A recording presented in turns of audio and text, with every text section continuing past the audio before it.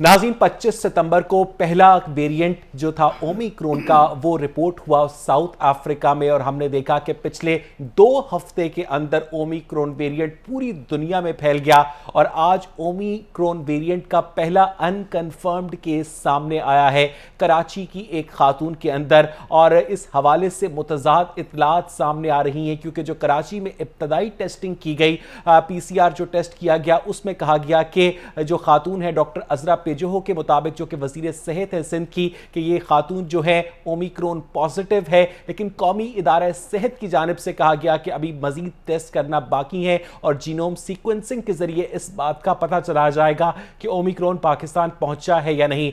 और अजीब बात यह है कि इस खातून की जिसके अंदर ओमिक्रॉन की मौजूदगी का शुबा जाहिर किया जा रहा है, इनकी कोई इंटरनेशनल ट्रैवल हिस्ट्री नहीं है, जिससे पता चलता है कि ये जो वेरिएंट है ये कितना ज़्यादा असर पजीर है, कितना ज़्यादा ख़तरनाक है। सिर्फ 2 हफ्ते पहले ये पहला वेरिएंट जो था जिसको WHO ने वेरिएंट ऑफ कंसर्न कहा था साउथ अफ्रीका में रिपोर्ट होता है। 1 दिसंबर को ये कैलिफोर्निया अमेरिका में रिपोर्ट होता है, 3 दिसंबर को ये यूरोप में रिपोर्ट होता है और अब आज ये 9 दिसंबर को पाकिस्तान में भी रिपोर्ट हो चुका है। क्या हुकूमत पाकिस्तान, क्या पाकिस्तान के अवाम जो कि अब रिलेटिवली कोरोना के साथ थोड़ा सा एट ईज आ चुके हैं क्योंकि इन्फेक्शन रेट कम है, अमवात की तादाद कम है, क्या वाकई उन्हें फिक्र करने की जरूरत है और क्या हुकूमत जो है वो वाकई इस नए वेरिएंट से निपटने के लिए तैयार है या पहले की तरह कागजी कार्रवाइयां की जाएंगी? इसी हवाले से हम आज के प्रोग्राम में बात करेंगे। मेरे साथ आज एक बहुत जबरदस्त पैनल मौजूद है। मोहतरम डॉक्टर अशरफ निजामी हमारे उस्ताद हैं और पाकिस्तान मेडिकल एसोसिएशन को रिप्रेजेंट करते हैं। हमारे साथ मोहतरम डॉक्टर इमरान नवाब मौजूद हैं, सदर हैं YDA सर्विसेज हॉस्पिटल लाहौर के। डॉक्टर्स के हकूक के लिए एक जाना माना नाम है और मियां नवीद को कौन नहीं जानता, डिप्टी ब्यूरो चीफ हैं लाहौर रंग के और हेल्थ बीट उनकी स्पेशलिटी और पहली मोहब्बत भी है। नवीद, आपसे मैं गुफ्तगू का आगाज करूंगा। ये जो ओमिक्रॉन वेरिएंट के बारे में मुतज़ाद इत्तलात आ रही हैं, कराची वाले कह रहे हैं कि है, इस्लामाबाद वाले कह रहे हैं नहीं है, असल सिचुएशन क्या है? कुछ अंदर की खबर है आपके पास? वैसे में अभी तक एक केस का ये शोर है जो कराची वाला, उसके बाद लाहौर में तो कोई ऐसी सूरत हाल नहीं है। लेकिन जो है वो अगर फॉरेन कंट्री की बात करें तो वहाँ पर कुछ इंडिया में कुछ केसेस, यानी कि आप ये कह सकते हैं कि कोई अभी दर्जन भी नहीं होंगे वहाँ पर। तो इस तरह की सूरत हाल है अभी। अल्हम्दुलिल्लाह बात तो ये है कि जिस तरह की सूरत हाल पहले जब कोरोना आया था ऐसी सूरत हाल अभी तक कोई नहीं। एक केस है वो भी सस्पेक्टेड है, अभी उसको भी WHO शायद अभी तक कंफर्म केस। अच्छा नवीद, एक बात बताइएगा कि कोरोना वायरस जब हमलावर हुआ था पाकिस्तान पर, जो एक्सपेंडिचर किया गया था NDMA की जानिब से, उसके अलावा PDMA की जानिब से जो डॉक्टर्स को हेल्थ किट्स दी गई थी, सेफ्टी किट्स दी गई थी, जो एक्सपो सेंटर के अंदर एक फील्ड हॉस्पिटल बनाया गया था, वो इंतजामात अगर तब 100% थे तो अब उनमें से कितने फीसद बाकी वो इंफ्रास्ट्रक्चर बचा है नवीद? अब तो 100% में से मैं समझता हूँ कि 5% भी नहीं रहे। और ना ही सरकारी अस्पतालों में अब मास्क लगाया जाता है, ना ही प्रोफेसर डॉक्टर मास्क लगाते हैं, ना ही इनका जो है वो वहाँ पर मरीज़ होते हैं वो लगाते हैं। गाड़ियों की बात करें वहाँ पर कुछ नहीं है। मैं आपको एक थोड़ा सा अगर 2 मिनट मुझे देते हैं तो मैं आपको बताता हूँ कि मैं अभी 4 दिन पहले टर्की से वापस आया हूँ। हम यहाँ से जब गए थे तो उन्होंने फौरी तौर पर जाते ही हमारा टेस्ट किया और टेस्ट करने के बाद जब रिपोर्ट आई तो फिर हमें इजाज़त मिली अपने होटल से हम कहीं जा सकें। वह हम वापसी पर अब आए हैं और वही भेड़ बकरियों वाला साहब पाकिस्तान जिंदाबाद, वही जनाब हम आ रहे हैं, कोई टेस्ट नहीं, कोई गल बात नहीं। तो ये तो हमारा तरीकाकार है। फिर हम कहेंगे वापस आपके पास आता हूं, भी मैं आपको बताऊंगा बाद मैं वापस आपके पास आता हूं। डॉक्टर इमरान नवाब, आप क्या समझते हैं कि जो ओमिक्रॉन वेरिएंट के हवाले से आज मुतज़ाद इत्तलात हैं, कराची वाले PCR टेस्ट करके कह रहे हैं कि है, जबकि कौमी इदारा सेहत इस्लामाबाद का ये कहना है कि जीनोम सीक्वेंसिंग के बगैर इस बात को कंफर्म नहीं किया जा सकता। बीइंग अ मेडिकल प्रोफेशनल, आपकी डॉक्टर साहब क्या राय है? सबसे पहले तो मैं आपका शुक्रिया अदा करता हूँ कि वैस आपने पहले जब पहली वेव आई, सेकंड आई, थर्ड आई, फिर डेल्टा का बहुत शोर मचा, आपने बहुत ज़्यादा शो किया, आपने अवामी आगाही के लिए बहुत ज़्यादा अवेयरनेस स्प्रेड की। अभी जो ओमिक्रॉन के कंसर्न से आपने जो क्वेश्चन पूछा है उसे, ये जो कराची आगा खान जो हॉस्पिटल के अंदर ये एक फ़ीमेल है 57 ईयर ओल्ड की लेके आई गई, जो उनका बिहेवियर ऑफ वायरस देखा गया, उसके बिना पे ये सेम बिहेवियर ऑफ वायरस है जो कि साउथ अफ्रीका में, बोस्टवाना में, अमेरिका में और अफ्रीका के अदर कंट्रीज़ में जो देखा गया है, जो ओमिक्रॉन जिसका नाम दिया गया है। Omicron is the 15th Greek letter, उसी के नाम से ये सीरीज़ चलती आ रही है कोविड-19 वायरस की। तो उस पर इनिशली जो रिपोर्ट्स आई हैं जिसमें उनकी हेल्थ मिनिस्टर जो डॉक्टर अजरा उन्होंने भी कहा है कि ये अभी कंफर्म नहीं है, बिहेवियर के अकॉर्डिंग उन्होंने इसको लेबल किया है। अभी सीडीसी है डॉक्टर साहब, ये तो अमेरिका बहुत गैर जिम्मेदारी की बात है कि फाइनल कंफर्मेशन के बगैर आप इतनी सेंसिटिव इंफॉर्मेशन जिसके ऊपर आपकी स्टॉक मार्केट डूब सकती है, लोगों का एतमाद उठ सकता है, लोगों के अंदर पैनिक फैल सकता है, आप उसको मीडिया को वो खबर जो है वो लीक कर दें। बहुत ही इंपॉर्टेंट और वैलिड पॉइंट आपने यहाँ पे रेज किया है कि जिस तरह पाकिस्तान ने नवंबर के अंदर ही अफ्रीकन कंट्रीज़ पे कुछ कंट्रीज़ पे पाबंदियाँ लगा दी थी और कुछ ही अमेरिका का जो कॉन्टिनेंट है उसके कंट्रीज़ पे भी सफरी पाबंदियाँ लगाई हैं, इस तरह ये इम्पैक्ट पड़ता है आपकी इकॉनमी में भी। तो ये तो जो हमारे जो अथॉरिटीज़ हैं उनको पहले मेक श्योर करना चाहिए। देखिए, कोई भी वायरस है जो म्यूटेट करता है उसकी कभी भी पीसीआर से पता नहीं चल सकता ये कौन सी टाइप है या कौन सा वेरिएंट है। ये जेनेटिक आपका जब भी एनालिसिस होएगा उसकी रिपोर्ट्स आएंगी, फ्यू डेज में पता चलेगा ये ओमिक्रॉन है कि नहीं। मैं आपको बताता चलो, सीडीसी अमेरिका में council of control of disease and prevention है जो कि पूरे ऑल ओवर द वर्ल्ड वो मॉनिटर कर रही है कि म्यूटेट हो रहा है कि नहीं। वहाँ पे स्पेसिमेन लाए जाते हैं, जेनेटिक वायरस म्यूटेट करता है, ह्यूमन बॉडी नहीं, वायरस म्यूटेट करता है। तो उसमें वो जब कंफर्म करते हैं, वो WHO को रिपोर्ट करते हैं, फिर उसको लेबल किया जाता है। लेकिन यहाँ पे गैर लापरवाही और गैर जिम्मेदारी का मुजाहरा किया गया है कि पाकिस्तान में देखें हमारे बहुत ही लीडिंग न्यूज़पेपर इंग्लिश न्यूज़पेपर में छप रहा है, जिसकी वजह से अवाम में भी खौफ और राज पाया जा रहा है। तो लेट्स सी लेटर ऑन के उसके जब रिजल्ट्स आते हैं फ्यू डेज में, फिर पता चलेगा वाकई ये ओमिक्रॉन है और इट्स अ डेल्टा और डॉक्टर अदर निजामी, वेरिएंट। आप क्या समझते हैं कि 25 सितंबर को ओमिक्रॉन वेरिएंट साउथ अफ्रीका में रिपोर्ट होता है, 2 हफ्ते के अंदर ये पूरी दुनिया में फैल जाता है और फिर अचानक फाइजर कंपनी की जानिब से ऐलान किया जाता है कि इसके लिए वैक्सीन हम मार्च तक तैयार भी कर लेंगे। Do you think there is a method in the madness doctor साहब? बहुत शुक्रिया। देखिए, मैं आपसे अर्ज़ करूं कि जैसे मेरे छोटे भाई ने कहा कि जीनोम के बगैर तो आप इसको लेबल नहीं कर सकते कि क्या है, आया ये ओमिक्रॉन है या नहीं है। But not going into that debate कि इस खित्ते के अंदर, साउथ एशिया के अंदर और हमारे एशियन कॉन्टिनेंट के हांगकांग के अंदर ये केसेस आ चुके थे, आज से कोई 10 दिन पहले वहाँ पे आ चुका है। और जिस तेज़ी के साथ ये फैल रहा है साउथ अफ्रीका के अंदर, आप भी से अवेयर हो, रोज के 10,000 12,000 केसेस रिपोर्ट हो रहे हैं। लेकिन इसके अंदर कुछ अच्छी खबरें भी हैं। अच्छी खबरें ये हैं, आल दो के साइंस के अंदर कभी भी जब तक 2 हफ्ते का वक्त नहीं गुजरता कुछ कहना मुश्किल होता है। लेकिन अभी तक वहाँ पे जो साउथ अफ्रीका के अंदर देखने के अंदर आया है कि ये जो वेरिएंट उस तरह से ख़तरनाक नहीं है जिस तरह से डेल्टा के बारे में कहा जा रहा था। मतलब वहाँ पे जो छोटी छोटी स्टडीज़ हैं अभी, मतलब उनको कंपाइल करने के अंदर डेफिनेटली वक्त लगेगा। Just I was going through all that. इत्तेफाक से हमारा एक फोरम है जो कि इसको डील विद करते हैं और वीकली हम लोग इसके बारे में वी स्पीक अबाउट कि what is the happening in the around the world. और इत्तेफाक से साउथ अफ्रीका की वो डॉक्टर जिन्होंने पहले भेजा और कहा कि भी इनके ऊपर पाबंदियाँ नहीं लगनी चाहिए, वो भी हमारी मेंबर ही हैं, मतलब and she is the president for the south African medical association. Sorry. तो ये जो इसके साथ आया, this is what is I believe की अच्छी खबर है कि लोग आते हैं और इसमें 2 खबरें हमारे लिए एक अच्छी हो सकती हैं। एक तो ये कि it has a spread, there is कोई इसके साथ नहीं है। दूसरी मेरे लिए हैरान कुन ये बात थी कि फाइजर की जो 2 डोज लगी हैं उनके अंदर ये ज्यादा पाया गया। अब फाइजर ने ये कहा कि जी तीसरी डोज जिसको कि बूस्टर डोज कहते हैं, जब तक ये नहीं होगा देन इट इज के मतलब न्यूट्रलाइज उसको कर देगा। सॉरी। तो ये जो चीज उसके अंदर देखने की आ रही है दैट इज द फाइजर। और आपने देखा कि जब डेल्टा है और श्रीलंका के अंदर ये किया गया, मतलब वहाँ पे कि जो डेल्टा था उसके ऊपर Chinese vaccine was very much effective.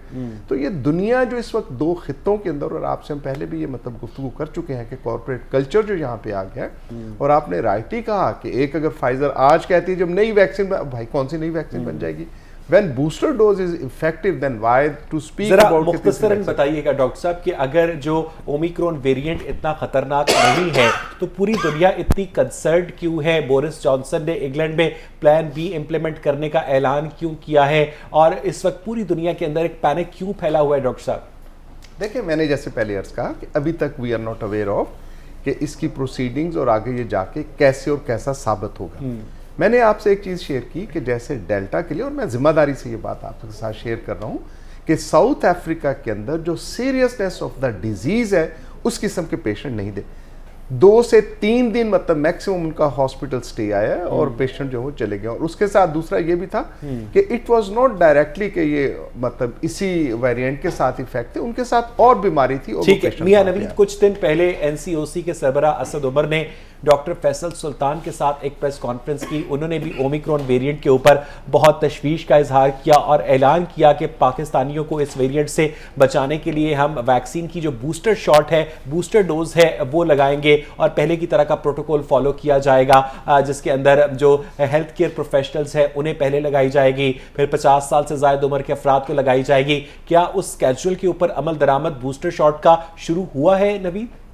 नहीं वैसे भाई, अभी तक तो इस तरह का जो सिलसिला शुरू नहीं हुआ, बल्कि जो है वो बदकिस्मती से तकरीबन पूरा साल ही हम जो कोरोना के ऊपर जो है वो मीडिया ने बड़ी अवेयरनेस भी दी है। सूरत हाल यहाँ पर ये हो गया कि अब इनकी जो मीटिंग्स होती हैं डीसीज़ की और DDOH की मुख्तलिफ पंजाब के शहरों में और लाहौर में भी मैं बात करूँगा, फुटेज भी सामने आ चुकी है। अब ये कहते हैं कि ज़बरदस्ती अगर कोई लगवाता है लगवाए, नहीं लगवाता ना लगवाए, आप हमें 100% इसकी दें, यानी कागजों के अंदर आप ये वो बात खत्म नहीं हुई बदकिस्मती से। तो फिर ये सारे मामलात और उस तरह अब वो हमारे वहाँ इधर पाकिस्तान में या पंजाब में लाहौर में उस तरह अब कोरोना से लोग डर भी नहीं रहे। इवन मैं समझता हूँ कि ये मेरे साथ 2 बड़े नामवर हेल्थ प्रोफेशनल बैठे हुए हैं, निज़ामी साहब का नाम है, डॉक्टर इमरान साहब, यकीन करें कि अस्पतालों के अंदर ये खुद बता दें कौन मास्क लगाता है। मैं अभी मुझे तुर्की के अंदर जब हम 15 दिन रहे हैं, मैं वापस आया तो वहाँ पे आदत पड़ गई थी, क्योंकि वो 1 सेकंड के लिए आपको वो फौरी रोकते हैं कि मास्क लगाएं बार बार। तो यहाँ पर मैं जो है वो कुछ दिन पहले इधर सर्विस अस्पताल में एक इवेंट था, आज भी था, किसी प्रोफेसर ने मास्क नहीं लगाया, किसी डॉक्टर ने मास्क नहीं लगाया, किसी स्टाफ नर्स ने मास्क नहीं लगाया, तो मरीज क्या लगाएंगे? अभी तो ये मामला था, ये इतनी हमारी संजीदगी। और डॉक्टर इमरान नवाब, अगर खुदा न खास्ता ओमिक्रॉन वेरिएंट जो है मजीद उसके कन्फर्मेटरी केसेस पाकिस्तान में रिपोर्ट होते हैं, तो अगर हम लाहौर की बात करें तो क्या लाहौर के जो सरकारी अस्पताल हैं उनका इंफ्रास्ट्रक्चर इस आफत का मुकाबला करने के लिए तैयार है? डॉक्टर साहब, सबसे पहले तो मैं एक इन्फॉर्मेशन शेयर करना चाहूँगा कि जिस फीमेल में जो आगा खान में जो रिपोर्ट हो रहा है, जिसका बिहेवियर देखा गया, वो वैक्सीनेटेड नहीं थी। ठीक है, ये बहुत इंपॉर्टेंट बात है, उसको कोई लोगों के लिए तलकीन भी है कि वो वैक्सीन लगवाएं। जी, उसको कोई भी वैक्सीनेशन नहीं लगी थी। सेकेंडली मैं बात करूंगा कि निज़ामी साहब ने बात की, फाइज़र के एक एज अ कंपनी सामने आई है, स्टेप फॉरवर्ड किया है कि ये ओमिक्रॉन के एंगेज ज़्यादा पोटेंट है। जो पहले डेल्टा और हमने जो फर्स्ट वेरिएंट्स देखे थे उसके अंदर भी Pfizer he was the leading vaccination. 95% उनकी एफिकेसी थी against the delta virus as well, जिस हमने उसमें फाइजर की वैक्सीन शुरू में स्टेटस सिंबल हुआ करती थी। जी, स्टेटस सिंबल हुआ करती थी। लेकिन यहाँ पे मैं फैक्ट कोट करना चाहूँगा, अल्हम्दुलिल्लाह with the efforts of young doctor association services hospital, हम गए, सेक्रेटरी से मुलाकात हुई, मैडम मिनिस्टर से मुलाकात हुई। आज के दौर पे, अभी के टाइम पे सर्विसेज हॉस्पिटल में वॉक इन फाइज़र लग रही है। जिस तरह के आपने असद उमर साहब को कोट किया, वो एनसीओसी को हेड करते हैं, नेशनल कमांड एंड कंट्रोल को, वहाँ पे आपको फाइज़र लगेगी। जिसको फिक्र है कि मुझे ओमिक्रॉन वेरिएंट से बचना है, वो जाए और जाकर वैक्सीन लगवा ले। लेकिन जो एक कंपल्सरी ड्राइव है वैक्सीनेशन की, वो जिस तरह से लोगों को कहा जा रहा था वो नहीं है। जी, जिस तरह के मैसेजेस आ रहे थे आपके, मैसेजेस आते थे जब आप कॉल करते थे, आपको एक आवाज़ आती थी कि ऐसे ऐसे करें।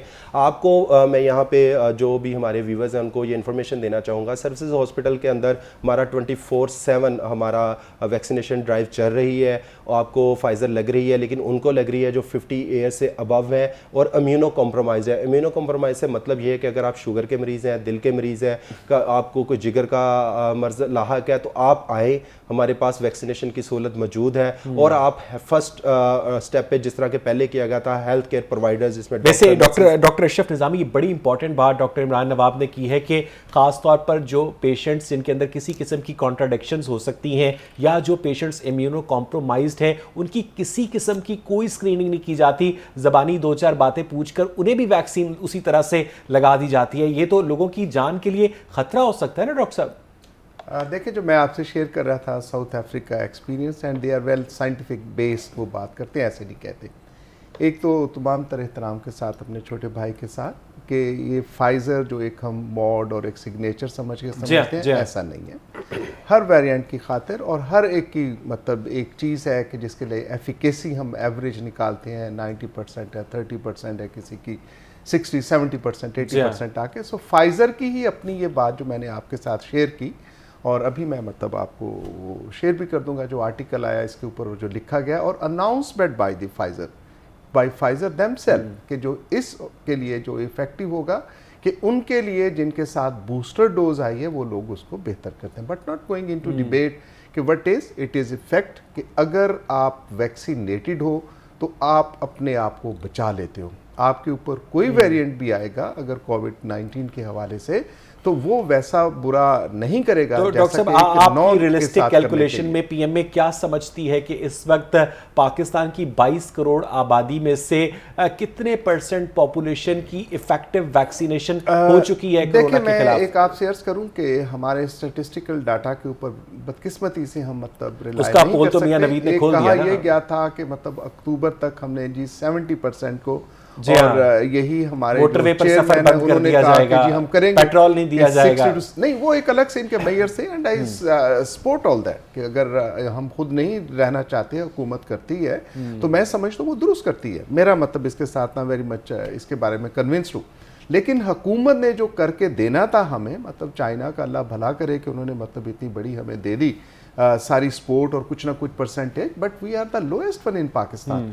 और जो क्लेम किया गया था गवर्नमेंट की तरफ से 60-70% के साथ कि सितंबर अक्टूबर के अंदर हम लगवा लेंगे, तो जो रियलिस्टिक वैक्सीनेशन रेट है आपके ख्याल में 30-35% से ज्यादा नहीं है? 40% जो हुकूमत भी कहती है कि जिनको देखें, अब वैक्सीनेशन मीन बाय वो है कि जिसको 2 डोज लग चुके हैं। जी हाँ। अब सिंगल डोज कहना कि वैक्सीनेटेड हो गया, मैं समझता हूँ ये मतलब हमारी कैलकुलेशंस के अंदर ही वो ठीक से नहीं आता। और हुकूमत भी ऐसी कहती है कि 40-45% है जिनको गालिबन डबल डोज लगी है, बाकियों के बारे में कहते हैं अगर सिंगल डोज लें तो फिर इतनी अमाउंट के लिए कहते हैं कि हमारे साथ वो कब दुनिया। पिछले दिनों मियां नवीद एक बहुत बड़ा स्कैंडल मंजर आम पर आया और मौजूदा हुकूमत के स्कैंडल्स की तरह वो भी पस मंजर में चला गया, जिसमें जो थर्ड पार्टी ऑडिट ने जाहिर किया कि जो कोरोना फंड्स हैं उनके अंदर तकरीबन 40 अरब रुपए की मिस हैंडलिंग हुई है। इस हवाले से आपके पास कुछ इंफॉर्मेशन है नवीद?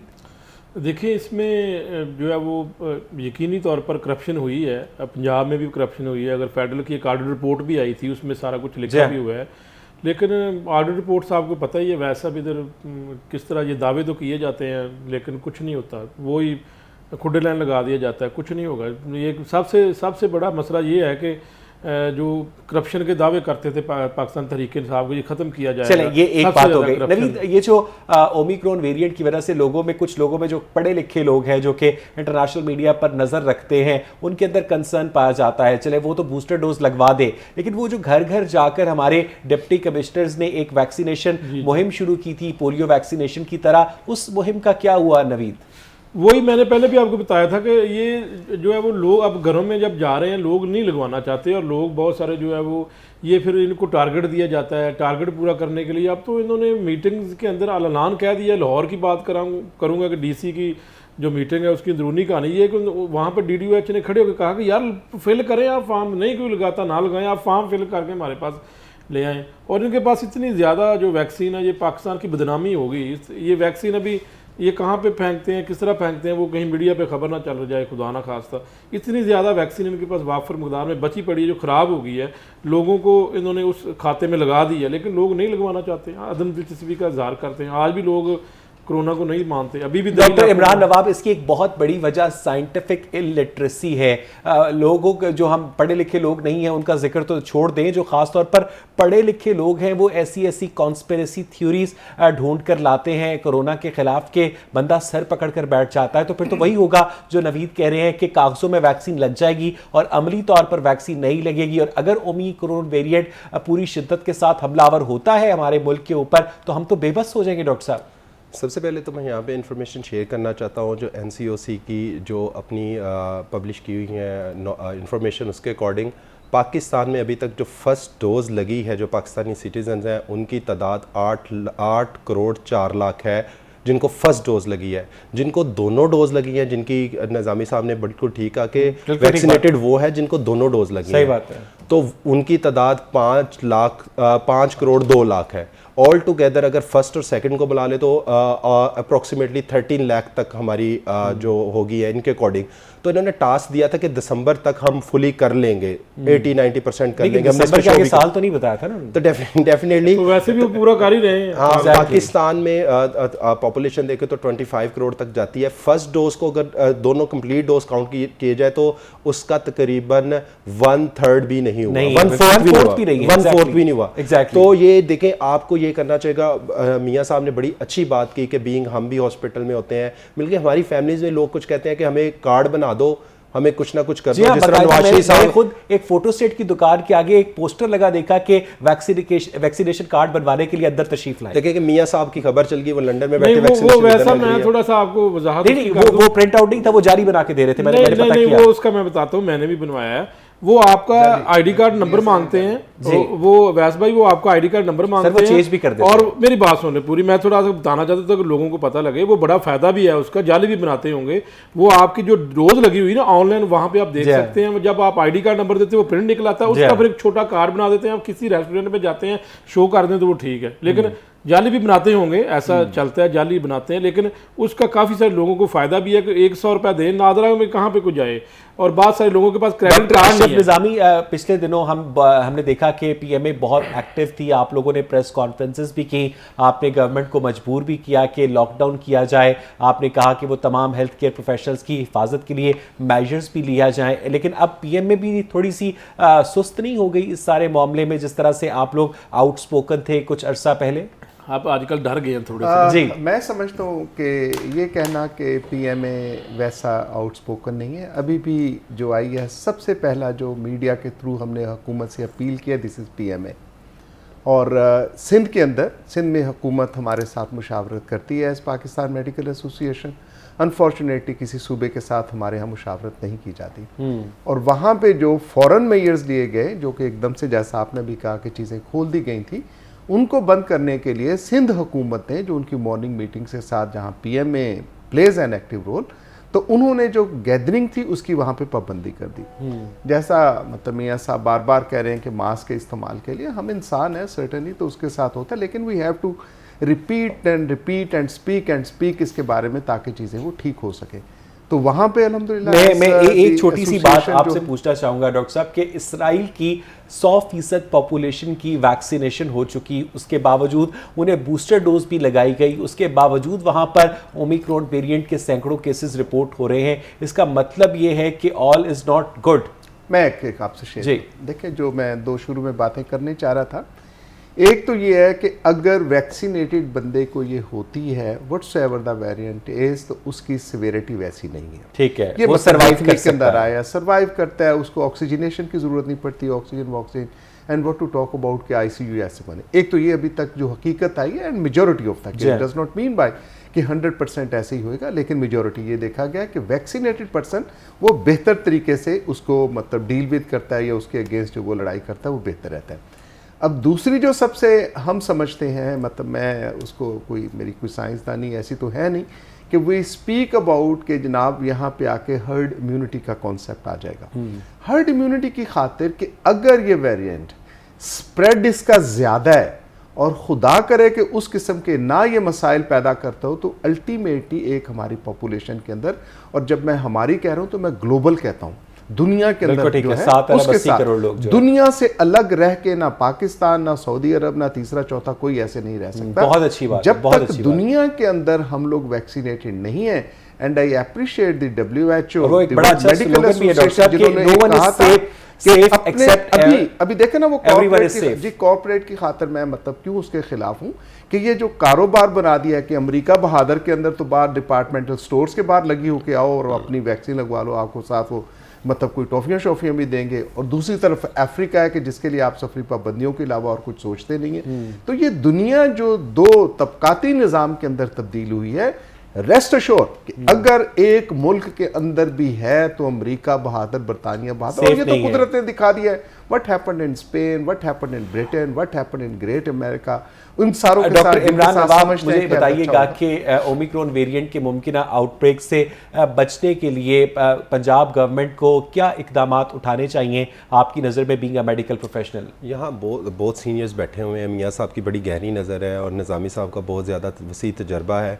मैं अभी कोविड ICU में एज अ कोविड कंसल्टेंट काम कर रहा हूँ, एनेस्थीसिया मेरी स्पेशलिटी है। जो हमने देखा है जितने भी फ्रॉम द वेरी बिगिनिंग, जब अर्ली 20s और at the end of the 90 ये आया था, तो वहाँ पे जितने हम वैक्सीनेट किए हैं उनका सर्वाइवल रेट है, whether they are old age, whether they are, उनका सर्वाइवल रेट कितना है? उनका बेहतर है, 90% दे सर्वाइव, क्योंकि सही वैक्सीनेशन करती क्या, vaccination it's all about infection और आपका जो डिफेंस मैकेनिज्म है वो आपको बूस्ट करती है, ठीक है।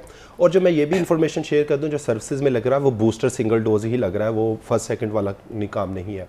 तो सेकेंडली ये कि हमें क्या करना, तो हमें बूस्टर डोज लगवानी चाहिए? जी डेफिनेटली रिकमेंडेड है WHO की तरफ से। अगर किसी को साइनोवैक की 2 डोजेस लगी हैं तो वो बूस्टर डोज जी, के तौर पे साइनोवैक ही लगवाएगा? नहीं, वो बूस्टर फाइजर लगवा सकता है, मैंने लगवाई है। Nothing to do with Sinopharm और एनीथिंग या मॉडर्ना। मैं दोबारा पूछ रहा हूं, जिसको 2 साइनोवैक की डोजेस लगी हैं, साइनोफार्म की लगी हैं, वो बूस्टर डोज के तौर पर एक फाइजर का शॉट लगवा सकते हैं? फाइजर अवेलेबल है और लगवाना चाहिए? जी, पता नहीं क्यों इतना कर रहे हैं, I don't know whether it is sir हमारे पास और रंग is sponsored by the It is not sponsored. ये तो इसका नाम लिया जा रहा है ना, ये तो गवर्नमेंट को डोनेट हो रही है। नहीं, आप ऐसा ना करें, मॉडर्ना भी है कि जो भी अवेलेबल वैक्सीन है उसका थर्ड शॉट है ना, थर्ड शॉट को बूस्टर कह देते हैं। ठीक है।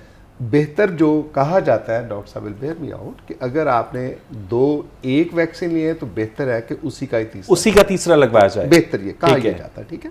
I am not the authority, लेकिन जो साइंटिस्ट लोगों ने कहा कि उसके साथ आगे, लेकिन अगर कोई और मिले तो ऐसी कोई कॉम्प्लिकेशन या किसी किस्म का मसला नहीं देखा गया कि थर्ड डोज कोई और वाली लगी और उसके साथ कोई ऐसे मसले। अच्छा मियां नवीद, इस हवाले से कोई इंस्ट्रक्शन सामने आई है कि जो बूस्टर डोज लगवाएगा उसका भी इंदराज किया जाएगा कि इसने बूस्टर डोज लगवाई है? नवीद जी बिल्कुल, मैंने 2 लगवाई थी साइनोवैक, उसके बाद बूस्टर लगवाई है। और अगर बूस्टर कौन सी लगवाई है? मैंने, मुझे जो अवेलेबल थी उस वक्त फाइजर ही थी, निजामी साहब कहेंगे, लेकिन मुझे जो अवेलेबल, कहाँ से लगवाई है ये मैंने? अब एक्सपो सेंटर बदकिस्मती से बंद कर दिया है, बड़ा अच्छा निजाम था वो, इन्होंने बंद कर दिया वहां पे। अब सरकारी अस्पतालों में लग रही है। अच्छा, डॉक्टर अशरफ निजामी की बात पे डॉक्टर इमरान कुछ कहना चाह रहे थे, बंद करने के राउंड। एग्जैक्टली, डॉक्टर इमरान आप कुछ कहना चाह रहे थे डॉक्टर अशरफ निजामी वैक्सीन के हवाले से? ठीक था वहां पे, बाकी अस्पताल जो बनाया इन्होंने वो मेरा तो सबके सामने ही था, वो सारा खर्चा था। लेकिन वैसा एक बात मैं बताऊं, आप कुछ कहना चाह रहे थे, लास्ट कमेंट्स। जाना पड़ेगा आपको, अगर बाहर जाना तो आपको बूस्टर लगवानी जी। डॉक्टर इमरान नवाब, देखें, कुछ कंट्रीज की तरफ से ट्रैवल सफरी पाबंदियां लगी थी, उन्होंने रिकमेंड किया था कि अगर फाइजर या मॉडर्ना लगाएंगे तो यू कैन ट्रैवल। पहली तो ये बात है, उन्होंने साइनोफार्म और साइनोवैक को रिजेक्ट किया था फर्स्टली। सेकेंडली मैं ये बात करूंगा कि हमें अपनी जो सिटीजन्स हैं, जो हमारे ऑडियंस हैं, उनको ये मैसेज स्प्रेड करना, उनको इनकरेज करना होगा कि आप वैक्सीनेशन की तरफ काइंडली आएँ। हमारी ये being a physician, being a medical professionals, हमारी ये आपसे रिक्वेस्ट होएगी, काइंडली खुदारा आप मिस पे ना जाएं, वैक्सीनेशन की तरफ से आए। बहुत बहुत शुक्रिया डॉक्टर और डॉक्टर अशरफ निजामी। नाज़रीन, अब तक की सूरत हाल सामने ये आई है कि जिन लोगों को वैक्सीनेशन दी गई है उनका सर्वाइवल रेट कोविड में ज्यादा है और ओमिक्रॉन वेरिएंट से बचने के लिए आप सबको बूस्टर डोज जरूर लगवानी चाहिए। Stay with us.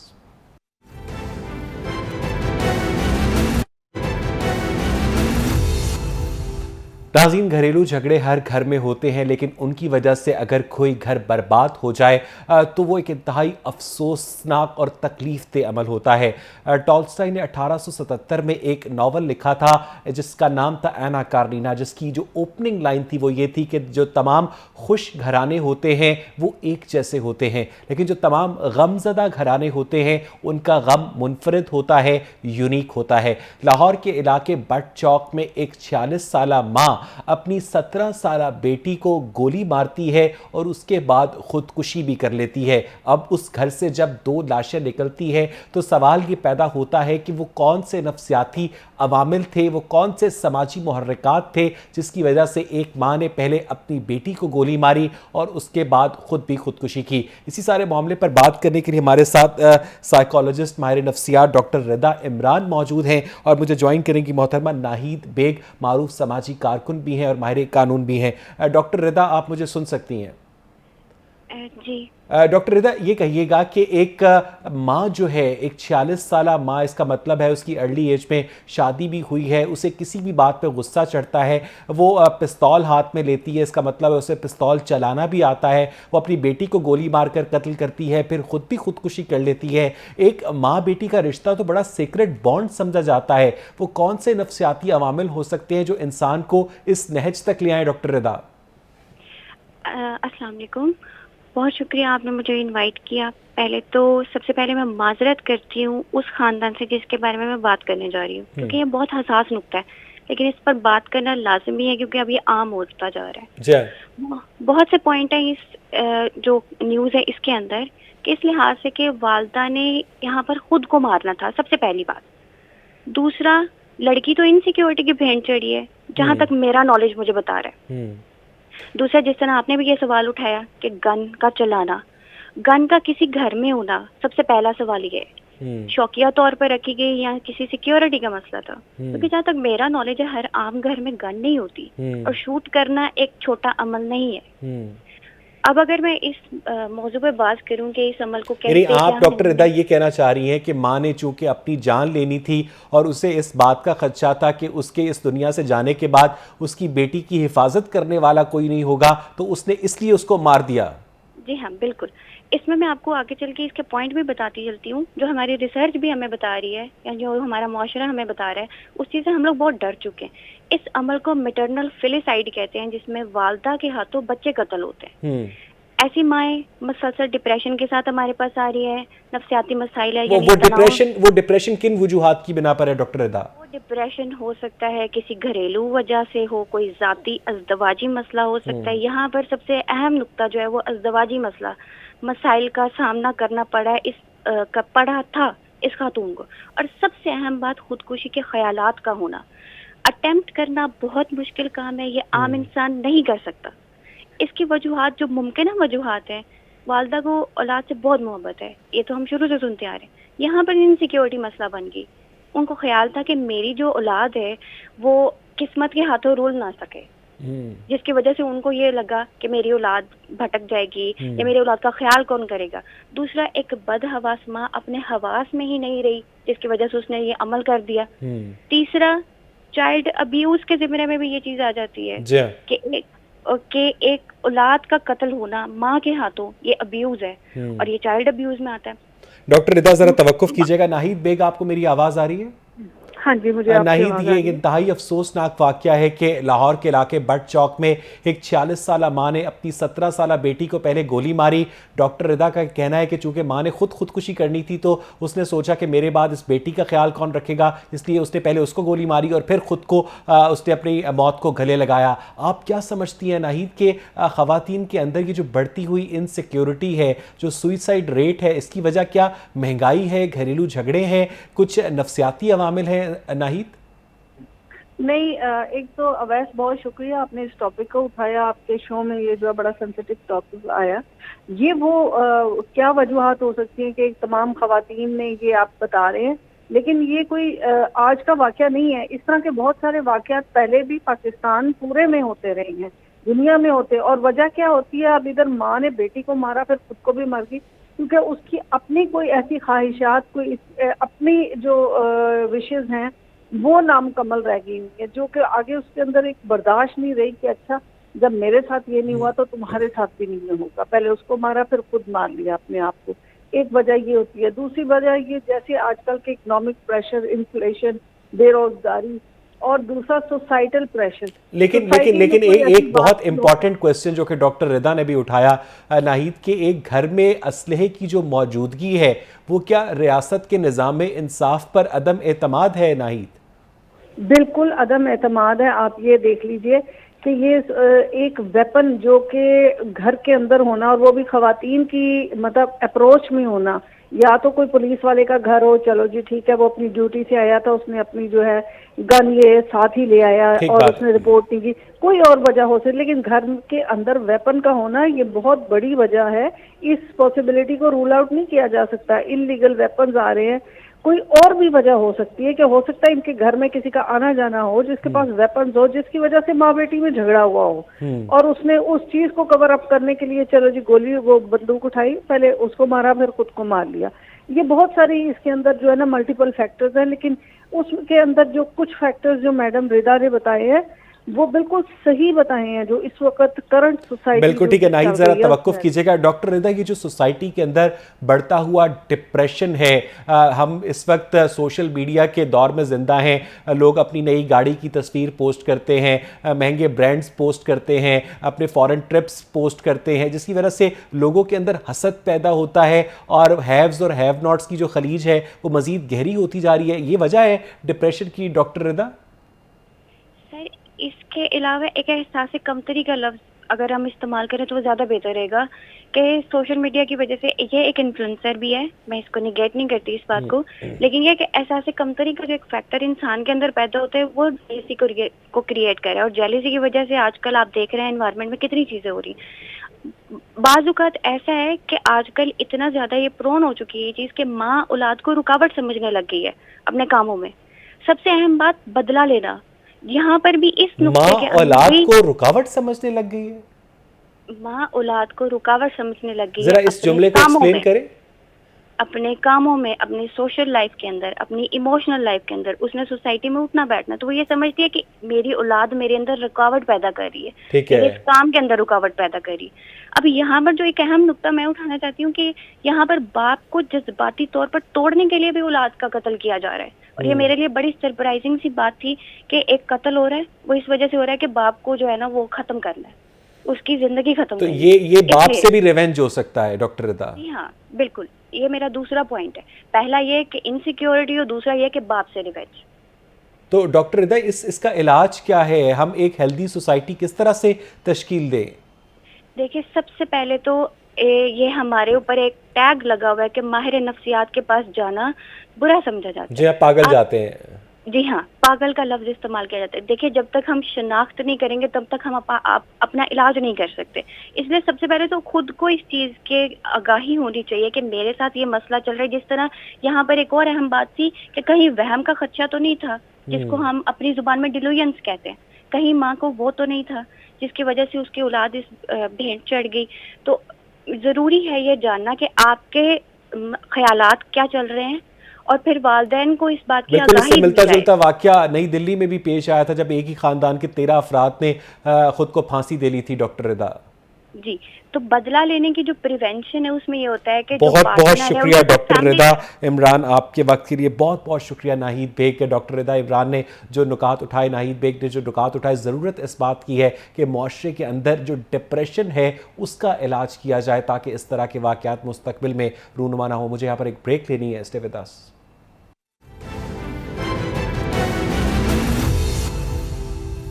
Bismillah. Welcome back नाज़रीन। 1991 में मैं चौथी जमात में पढ़ता था। मुझे अपने अब्बा के साइड टेबल पर एक किताब नज़र आई जिसका नाम था शहाबनामा, जो कि कुदरतुल्लाह शहाब की लिखी हुई खुद नविश्त ज़वाने उम्री थी।